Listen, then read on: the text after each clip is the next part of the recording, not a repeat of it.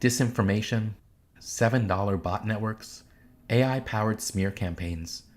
This isn't happening in the shadows anymore. It's hitting brands where it hurts the most. Trust. If you're a CCO, this isn't just noise, it's part of the job now.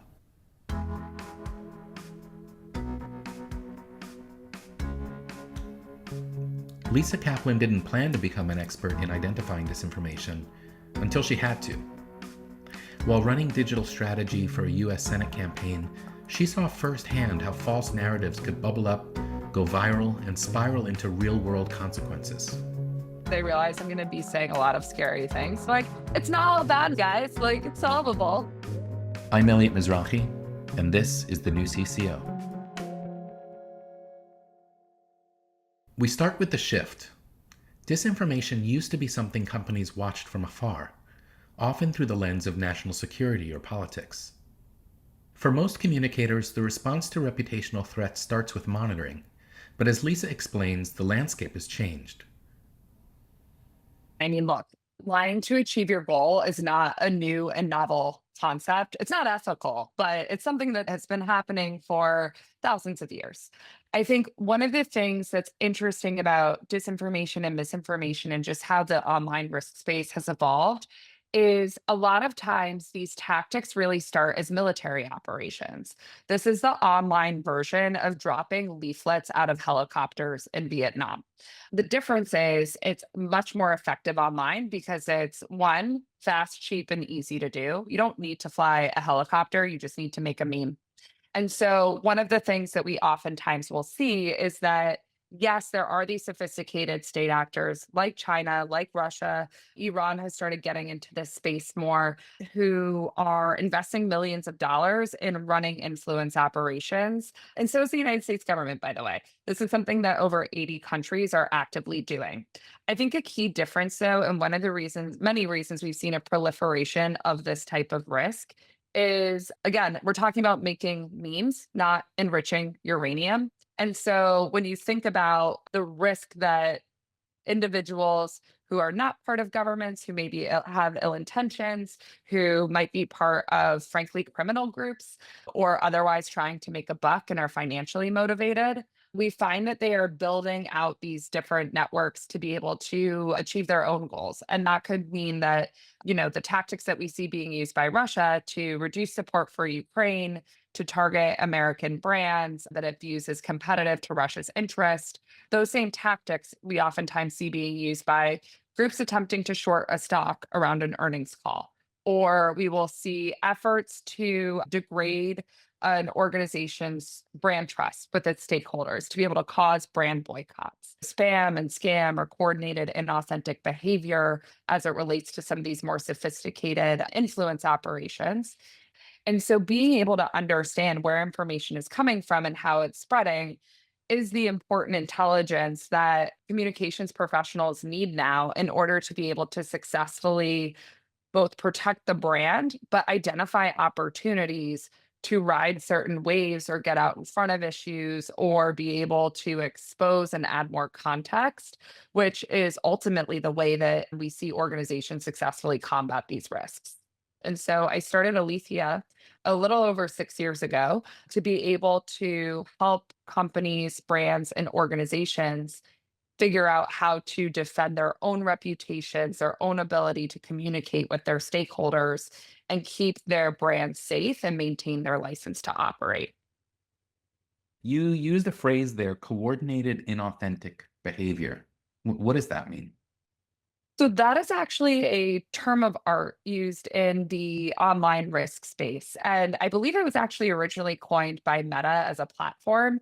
It might have been one of the other large social media platforms, but coordinated and inauthentic behavior refers to a certain type of network, oftentimes that might be propagating information or trying to essentially hack curation algorithms to make it so that social media users are unwittingly shown nefarious state-backed propaganda, or since other entities can also copy these tactics, it may not necessarily be anymore just state-backed. We sometimes see companies doing this to each other, unfortunately, but What it refers to is really two things. So the coordinated piece refers to there's typically some level of effort to try to gain curation algorithms. This can look like using a series of fake accounts, whether that's sock puppets or bot networks. And one of my favorite fun facts, and this research came out of the Alliance for Securing Democracy, is that you can buy a bot network for $7 out of a vending machine in St. Petersburg.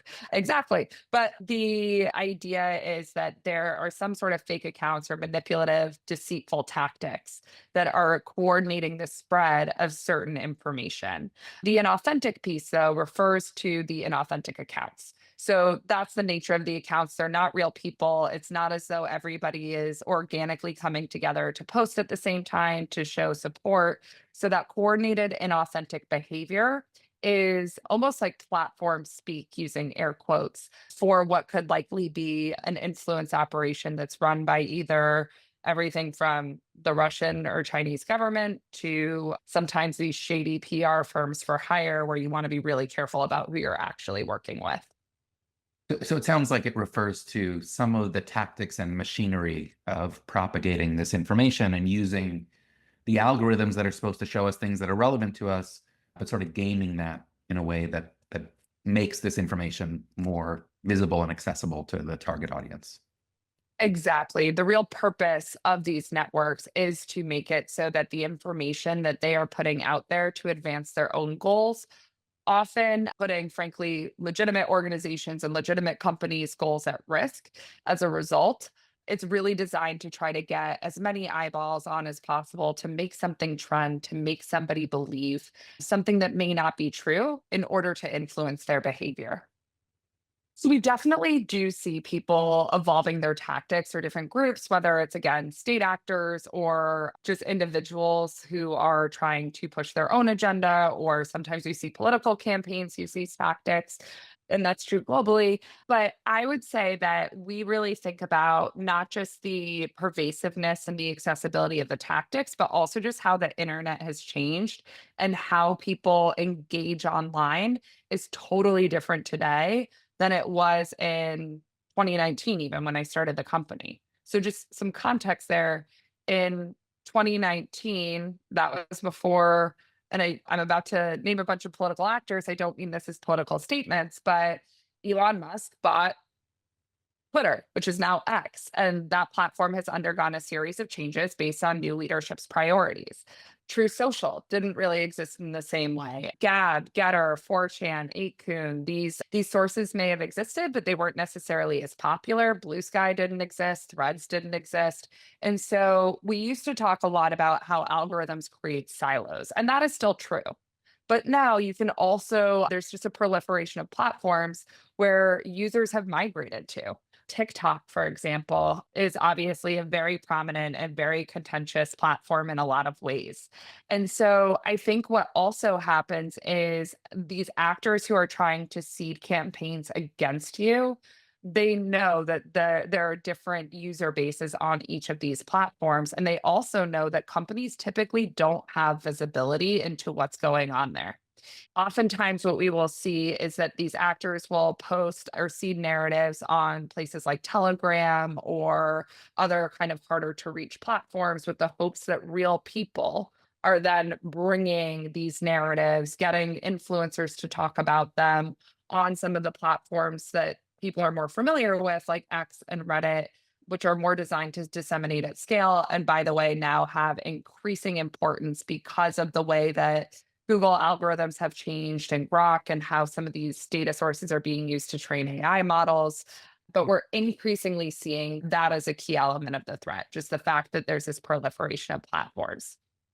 The second thing that we're seeing as a key trend is the deterioration in trust in media has actually made a really big difference, I would say, in the last 3 to 4 years.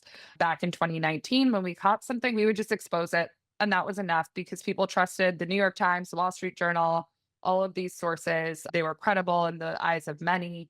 Now, what we know is that only 22% of Americans actually trust the media.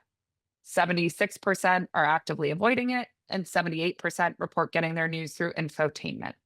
And I think that's really important when you think then not just about the influence of some of these nefarious campaigns, but what is also the influence of influencers? What are the right substacks? What are the ones that seem to actually be resonating across these various platforms? Same with podcasts. And so I think the whole information space has gotten a lot more complicated.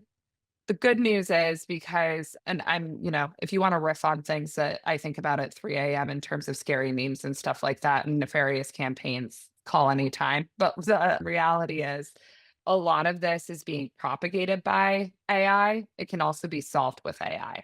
And so while there's more data than ever before, more, I would say, risk exposure than ever before for businesses, there's also the ability to really leverage some of the technology developments to be able to boil down what's out there, who's behind it, how is it spreading, what type of risk or frankly opportunity is it creating, and then what can you actually do about it? Let's zoom forward just to today. When you look out the window at the world of disinformation, what are the topics or themes? What are some of the issues that you're really seeing pop up on the radar in a major way right now? So I would say that there were more executive orders in the first 100 days than probably ever before, or at least that's what it feels like. And there's been a lot of change. The Trump administration is implementing the majority of the agenda that it promised that it would, and it's doing so via executive order. So one of the things that we're seeing is that is really overwhelming for a lot of organizations that are trying to navigate change and understand what it means for them. And one of the things that we're observing as we saw DE&I be a pretty significant issue for folks to figure out earlier, I would say January, February. Now we're spending a lot of times helping organizations understand some of the context around, for example, tariffs and MAHA or the Make America Healthy Again movement. With the proliferation of platforms and just some of the different influencers that are out there and increased polarization and all these different communities popping up, but not really talking to each other, it's been really fascinating to see some of the evolution of these groups. So, when tariffs, for example, were first announced, what we saw was that users who were more probably politically right leaning based on some of the conversations and the language that was being used, really supportive of the tariffs. People were excited. People were saying, yes, let's make sure that we are buckling down. Long term, this is going to be a good thing. We're going to have some short term pain for long term gain here in the United States. We also then saw left leaning users calling for investigations and oversight. Who is benefiting for this financially? Who are the people that, like, where is there some element of corruption? We saw a lot of distrust in government, the idea that government could be acting on the interests of people that it has been elected to serve, and more questions of, but who's making money off of this at the expense of the average American or average global citizen? Some people were also more concerned about the global dynamics. We did see a rise in anti-Americanism, especially when it came to certain corporate brands, calls for boycotts globally. And I think for companies that had experienced that for other reasons, it was a particularly acute moment. And these communities kind of ebb and flow and change over time. So, one thing that I found really fascinating is for a period of about 24 hours, Amazon had exposed how much the tariff would cost. And instead of just kind of hiding it all in one price, instead they exposed and they broke out what would the cost of the tariff be. There was allegedly a phone call made from the president to Jeff Bezos, and then that went away. But one thing that we found absolutely fascinating, because a lot of times when we're looking at these different groups and different dynamics, nobody ever agrees on everything.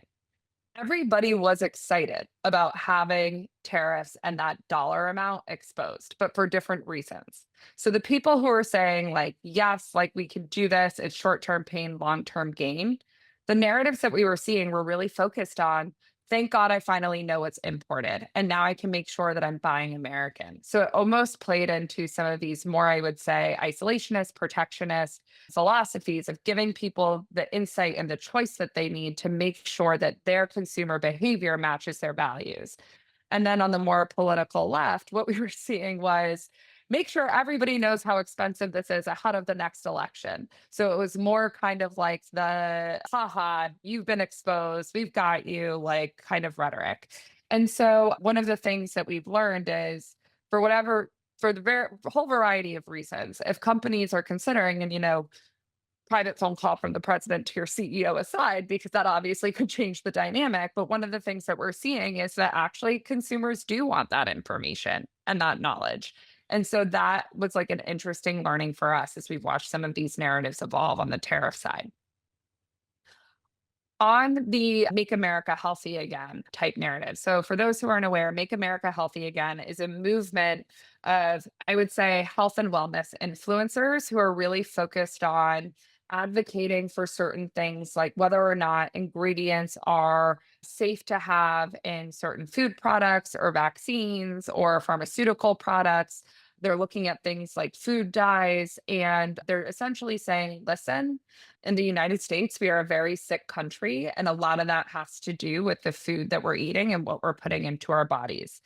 How is it that regulation can really help with making sure that the food that we are putting into our bodies is keeping us safe and healthy and helping us to grow and not creating disease, or exposing us to additional risk, et cetera? I think one of the challenges that a lot of brands and companies are having right now is they don't know if they're going to be targeted next, because a lot of the things that we eat and a lot of the things that we consume do contain these ingredients. We've seen, for example, seed oils be something that the Make America Healthy Again community is very concerned about the potential health impacts. I'm starting to see brands who probably never had seed oils in the first place start saying, we are certified seed oil free, or don't worry about coming to our hotel chain and having to eat seed oils and things like that. So we are starting to see some brands proactively communicate an absence of some of these different efforts. And then we are also seeing that there are brands that are deeply concerned, because what does it mean then for their entire production, their supply chain, all that they've invested, if they have to get rid of some of these ingredients? Will consumers still like their products? Those types of things. So companies are in a little bit of a rock and a hard place, I would say, in between those two things. Because on the one hand, they obviously want to make sure that they are in compliance with regulations coming out of the United States government. It's a huge market for them. I don't think anybody wants to leave it. Many are headquartered in the United States. And frankly, I think a lot of foreign countries have depended on the United States to set the standards. They also, though, are going to face significant costs and impacts if it all gets implemented overnight. They also have to maintain trust with their consumers. They have to be able to make sure that they're still delivering a product that consumers enjoy and want to try. And so we have seen everybody from pharmaceutical companies to CPG and QSR companies have to really figure out, as they're getting targeted by these movements, what it is that they want to do in order to continue driving their business forward. I'm glad that you landed there, Lisa, because that's really where I wanted to go with this question. So you've helped us understand the context, right? Here are the issues and the tactics, this information warfare that's happening, and some of the issues that it's focused on. But where you took it is brand ultimately. I thought it was interesting that you said on the tariff issue, it's sort of what you see is in the eye of the beholder, right?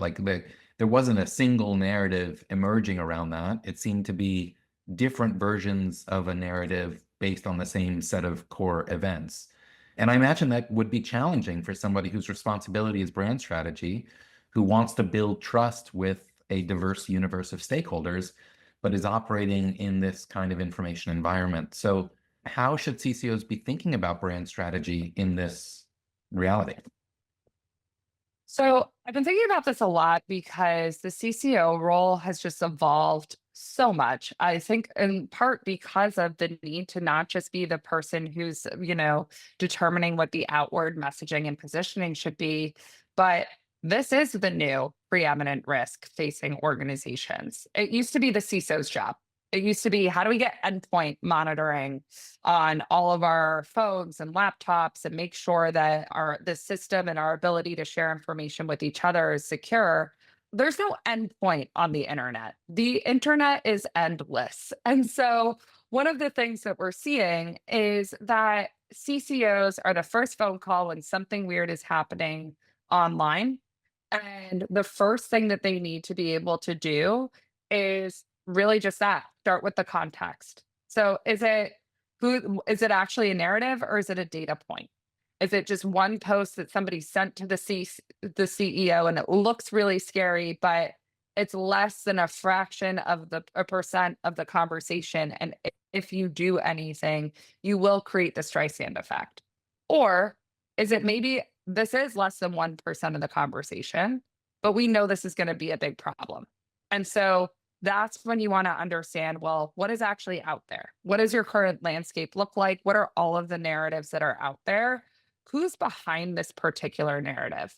Because you will handle something differently if it is the Russian or the Chinese government versus some of these influencers who, I don't want to understate the power of some of these influencers. We've obviously seen that some influencers have significant influence over the US government. For example, we saw that staffing changes have been made after influencers have been invited to have meetings with the president. And so understanding where you are at and where your brand perception is based on who's talking about it can also help you determine, is this a regulatory risk?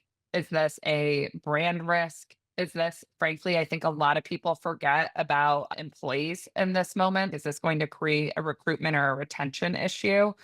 Is it something that's going to create legal risk? So having the context of like how large it is and who's behind it is important, as well as how it's spreading. So there's a very big difference between how you would handle something that is completely organic. There's corporate outrage because a product wasn't safe or because a key executive did something that they shouldn't have and had to be let go.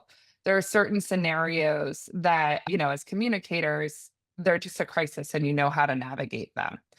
There are other scenarios, though, where you have to be able to deal with things that are sometimes have a kernel of truth, but it's missing a lot of context. And that's why it's effective. Or it is challenging to be able to really make sense of what the impact is. And so looking at kind of like how it's spreading, who it's reaching, is there nefarious intent based on what mechanisms are being used to spread the narrative?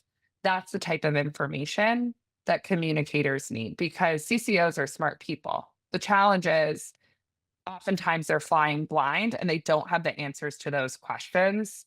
And what's trending on Twitter or what's on the front page of the New York Times or the Wall Street Journal isn't the information that you need to actually navigate some of these sensitive situations.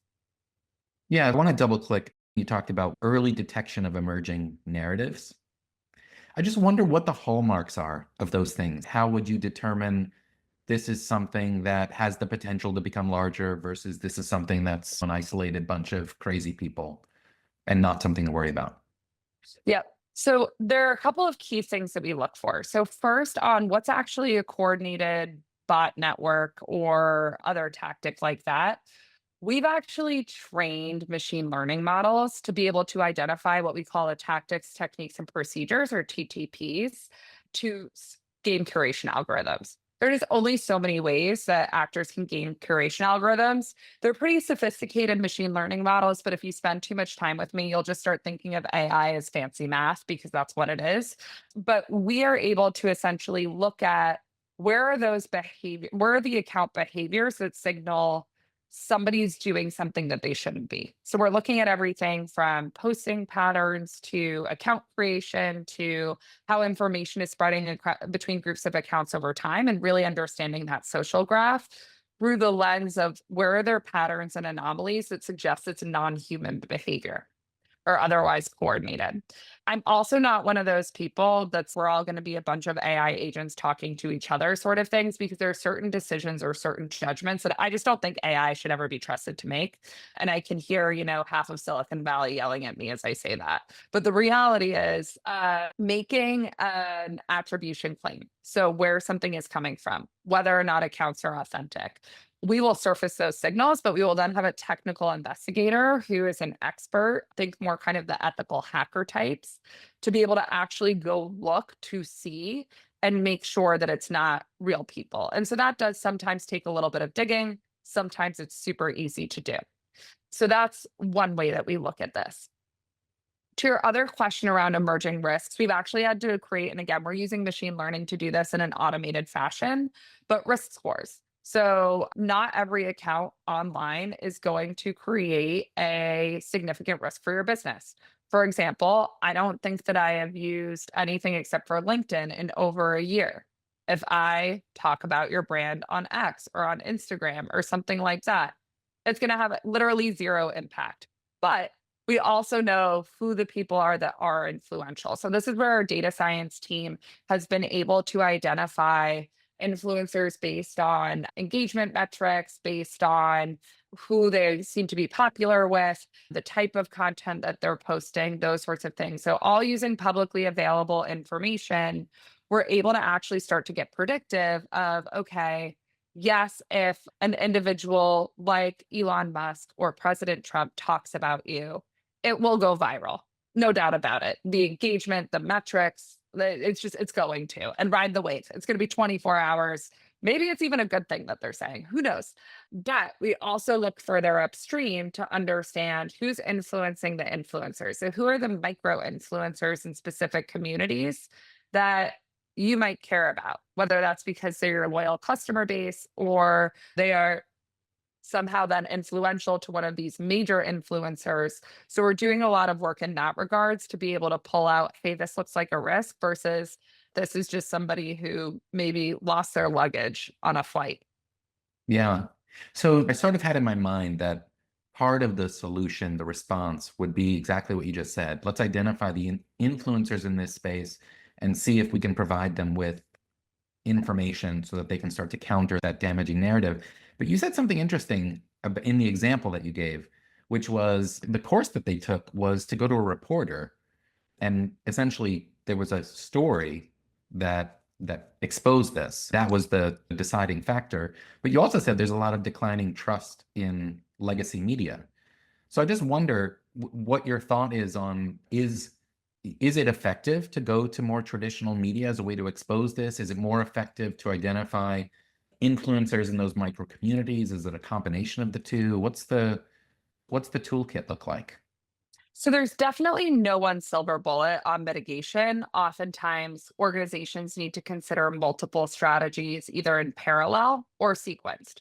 So, for example, when you are looking at traditional media, as whether you're exposing something or determining how to respond, and I'm actually of the belief too that certain substacks are worth responding to, just because otherwise people will write whatever story they want to write. And some of these organizations have reach than traditional media. For example, I would consider them a quality media source, but The Bulwark, their podcast, has a higher reach than Jake Tapper's podcast, is something that I learned when I ran into those guys who I adore. So the question I think is, you're playing a game of chess, not checkers. So what's the right piece to move given the context? I looked at traditional media as being still a validated third party source with editorial review. That if you are trying to reach your Wall Street analysts, if you are trying to reach your peer set, if you are trying to reach, frankly, your employee, a lot of them probably do trust what's in the media, and that can have an impact. It also creates a third party source that is generally trusted that you aren't able to pay the way that you can pay influencers, should you need to be able to point to something in a congressional hearing, as reported by the Wall Street Journal or the New York Times or the Washington Post. That's where you're playing that three-dimensional chess, and it can be really helpful. Same with a court of law if it's going to become a regulatory or legal issue. When it comes to your customers, every customer base is different. Even for those who are trying to be, companies for an entire country or an entire world, there will be different communities who are more influential than others. Look at your market research data, try to understand what it is that is out there. And I would say really look to which influencers are actually important in those conversations. So when we get called in for things like activist investor situations, short seller attacks, that sort of thing, big PR firms will always be like, here's your list of beat reporters. And we're like, well, yeah. And you should totally call them if you're trying to reach your Wall Street analyst or whoever it is at the hedge fund. But if you're playing hearts and minds, here's the influencers in the conversation. Who do you already know? because it's hard to build that bridge in a crisis. And so that's where understanding what conversations you want to be a part of and invest in at a steady state can be really critical to your influencer marketing strategy. Sure, monitoring still matters, but as Lisa points out, it's not just the message, it's the momentum behind it that makes the difference. One, it's known risks, and those are the easiest to deal with, right? You know something might be coming, something's out there that doesn't make sense. You identified it through your media monitoring. In those moments, what we're able to do is help you get that context of who's behind it, how is it spreading, is it impacting your core stakeholders, and what can you potentially do about it? I think one thing that we've seen be really powerful is not necessarily what communicators usually go to for their usual tools in the toolbox of posting something on social, influencer marketing, press strategy, that sort of thing, but actually some of the more subtle and behind the scenes efforts. So, for example, we work with an organization that it has multinational organizations, offices all over the place. They are a very visible Western brand, and they started to be targeted within the country that they were operating. I'm going to talk in circles a little bit here just to protect client confidentiality, but also it'll make sense in a second. But what we, so they identified something. We weren't actually originally even scoped to work with them in this capacity, but we have multiple languages. Our technology works in multiple languages. And so they were being targeted by a narrative that was essentially alleging improper influence, that they were doing, had shady business practices, that they were trying to exert control over certain areas of the specific country, and it was all being posted mostly in the local language, a little bit of English, which is a commonly spoken language in the country as well. What we ended up seeing when we used our technology was that there's actually a pretty large bot network that was amplifying and using AI to spread these different messages and narratives. And so in this country, it is not as when we looked where it was coming from, it was actually coming from the host government. And so in this particular country, you do not want to call out the host government for targeting your brand because that is a surefire way to get guys with guns to show up at your office. Instead, what they did is they made the private phone call. They made the phone call actually to a reporter, an international reporter, to do a preemptive and a pre-bump. They fact checked it because they knew it would become a challenge. They knew that it was the whole thing was ludicrous. And so a reporter actually exposed the narrative and they won the narrative because it was the largest piece of content in terms of engagement, in terms of reach and spread by a long shot. That type of thing works if you have the early indication and early insight and you're willing to take that smart bet of like, all right, we're not going to have our fingerprints on it, but we're just going to go for it and see what happens.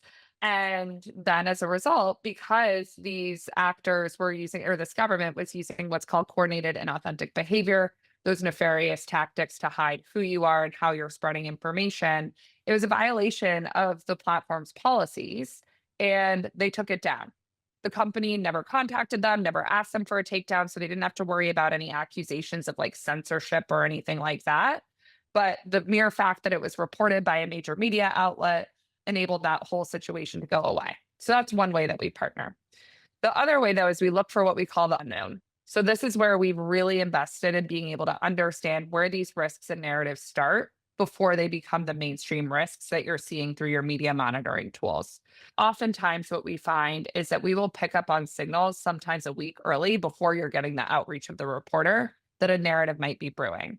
Or a lot of what we do too is make sure that we are tracking narratives as they emerge so that it isn't something that gets like quote unquote swallowed up. So it turns from an online conversation into perhaps a blog, into perhaps a more, I would say, like tier two, tier three media outlet where there's more, I would say, bias than your typical tier ones. And it continues to get swallowed up into the tier ones because everybody's pointing backwards and citing the sources and the sources only to find out that it started on social media and that none of it is actually true.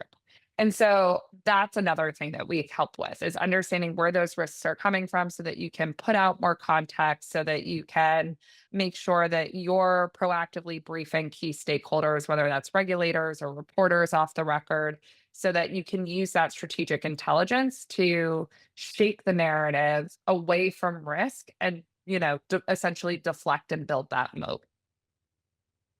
And here's where AI comes in, not as the threat, but the defense.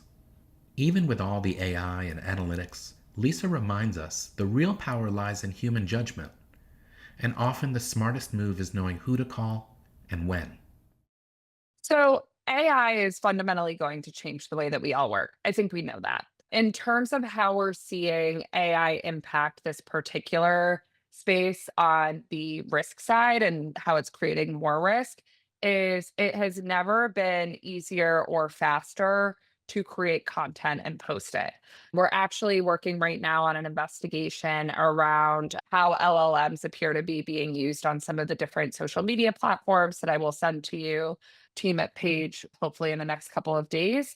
But the idea is that the volume of content is increasing and it's increasing in sophistication. So back in 2018, 2019, when it was really just like shooting fish in a barrel, trying to find these kinds of networks, you would see all sorts of sloppy mistakes, particularly coming from state actors. So Russia, China, Iran, because there were grammatical errors, there were contextual, cultural things like the ways that different cultures use emojis, for example, was a really big tell because Americans don't use a ton of emojis really in their like tweets at the time, the way that maybe like others might or other cultures might or EU might on, for example. So you would see a lot of that happening. The quality of campaigns have gotten better because one thing that LLMs are really good at is translation first. So you don't get those same kind of grammatical mistakes. One of my favorite ways that we caught a Russian network is that the commas are actually different on a Russian Cyrillic keyboard versus an English keyboard, which is, realize a very nerdy thing to say on a podcast. You're not going to find that stuff anymore. It's like they have the best spell check in the world now. And they also don't necessarily have to supervise the LLM. So they can kind of set it and forget it because the reality is if it doesn't work, just delete it, take it down. And that's what these nefarious actors do. So we see more information, I think, out there. In terms of deep fakes and things like that, we have not yet meaningfully seen a deep fake get deployed in a way that is, I would say, more effective than some of even just the text based campaigns. I do think it's coming. Right now, our human analysts, who are, again, experts, are still better at identifying deepfake online than some of the technologies that are being developed because the deepfakes themselves have a lot of very visible tells. That being said, I think we're in a window of 3 to 6 months where the technology is going to get way better and the human's not going to be able to tell the difference between a deepfake and a real photo. There are also, though, on the solution side, so, the world is falling. It's everything is on fire. Nothing anybody hasn't said before. But I am really focused on how do we actually solve this problem? And what are the uses of AI to be able to detect this? And every company at the end of the day is going to end up being an AI company. It's going to be about what data do you have and how do you analyze it to create an insight. We look at, again, the way our machine learning models are used is to be able to pull out where is their coordination? Where are there different risk signals that are emerging? We're now experimenting with agentic AI on how do you actually automate that mitigation workflow so that your time from detection to remediation is something that you can just set it and forget it for common issues. We catch a spoof domain about you, no problem. The technology is automatically reporting it and then, sending you an email saying, here's what's happening or not happening. So there are, I think, a lot of really amazing ways that we can use AI to solve the threat, but it's going to be a cat and mouse game. The thing we're not talking about that is going to be the new AI in air quotes on conference circuits is quantum. And when that comes, truly the ability to create random patterns. The concern is that we'll break encryption, but quantum I can see being something that really changes the game as well. We're probably 5 to 10 years out from that being a significant risk, but it's something that we're already starting to talk about and think about internally in terms of how could an actor potentially leverage quantum computing to even be able to hide their tracks even more than they're already able to do. So, Lisa, if I'm a CCO and I've listened to this episode so far, I'm worried about whether or not I'm going to sleep tonight. And I'm thinking there's certainly a lot of risk, but a lot of opportunity for me to be a stronger leader for my enterprise in this area. What do CCOs need to understand or need to be doing or thinking about on behalf of their organization in order to manage this environment and the sort of the rapid pace of change that we're seeing? So if you're a CCO and you are listening to this, I hope that this is the like cup of chamomile tea or a warm glass of milk before bed that hopefully takes the temperature down a little bit and de-stresses. All of this can be solvable. I do think it's going to take an evaluation of your technology stack. Yes, social listening tools are great for telling you how did the op-ed you got placed in the Wall Street Journal resonate with your various communities. It's not going to be what does this early detection, early warning risk signal for you. And I would look at how is it that you can, both as organizations are asked to do more with less, how is it that you can leverage AI, automation, get as much data as possible to focus on what are the signals that are out there that your team, your whole company, but also specifically the communications team, what is it that they need to know in order to be able to make the right decisions? Take as much of the make sure that your team has as much time and information to make decisions to guide the organization. And that can be done with the right tech stack because what technology is really good at is what are the manual rote processes that take a lot of time because there's a lot of data, that sort of thing, to how do you basically automate those functions? And what you're doing is you're creating leverage for yourself. I also think that CCOs, and this is going to be like a tough cultural change for the entire field, but we're seeing some real bright spots, have to unlearn some habits that got them to where they are. Watch and wait is not always the right answer anymore because if you are not at the table, you are on the menu. And that is true from a regulatory perspective. It is true in chat rooms and forums and things like that, where some of these narratives are being planned that then lead to physical protests, brand boycotts, recruiting events at colleges being canceled. And so I think of it as don't wait until it's a forest fire. Be aware of where all the little sparks, because you never know which spark is going to turn into a forest fire. We can predict, but this is where it's not to be too dorky and academic about it. But until it happens, it's a prediction. And so my advice is look at and start to think about the internet and online information ecosystem differently. What's happening now on Reddit, even just casual conversation that you might have thought you never needed to respond to or put your own perspective out on Reddit, that now feeds the Google algorithms. If somebody has asked you something online and they're saying, wait, is that real? The first thing they're going to do is go Google it.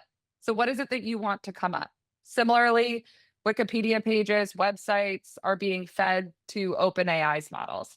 That's then impacting other search results. It may be impacting broader technology stack that you already have in place. But I think my advice is make sure that you have the insight and the context you need to make the decision and be really proactive on your own brand management. That's our show. Disinformation isn't going away, but as Lisa showed us, neither is the communicator's power to make sense of it. With the right mix of tools, timing, and judgment, we can do more than react. We can lead with clarity and maybe even restore a little trust. That might mean staying silent. It might mean issuing a statement, calling a reporter, or briefing your board. But whatever the tactic, it starts with understanding the risk early. Brand protection today is as much about strategic foresight as it is about the response. I'm Elliot Mizrahi.